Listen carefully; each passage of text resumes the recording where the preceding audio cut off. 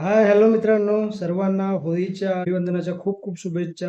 होळी फाल्गुन पौर्णिमेला साजरी केली जाते. होलिका दहनाच्या दिवशी नकारात्मक म्हणजे निगेटिव्ह शक्तींचा नाश आणि पॉझिटिव्ह शक्तींचा प्रारंभ याला होळीचं प्रतीक मानलं जातं. विंटर सीझन म्हणजेच हिवाळ्याची सांगता आणि उन्हाळ्याची सुरुवात ही होळीपासून होते. होळीच्या अग्नीत नारळ अर्पण केला जातो. आपल्या घरातील, आपल्या कुटुंबातील सर्व नकारात्मकता दूर व्हावी या हेतूने हा नारळ दिला जातो आणि पूजा केली जाते.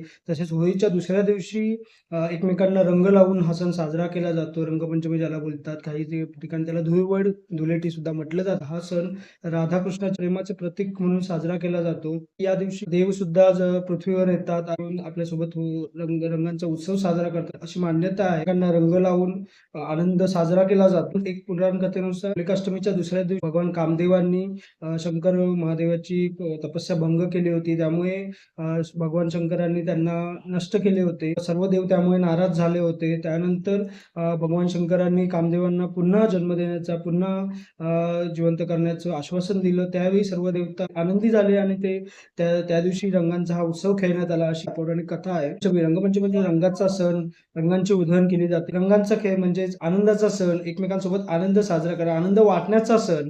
तर मित्रांनो, होळी सेफली खेळा, नैसर्गिक रंगांनी होळी खेळा. आनंद वाटण्याच्या या सणाला कोणतेही गालबोट न लावता एकमेकांसोबत रंगांचा हा सण साजरा करा. मित्रमंडळी, आप्तेष्ट यांच्यासोबत होळी तसेच रंगपंचमी साजरी करा.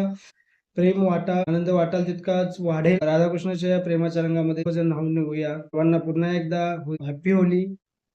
राधे राधे.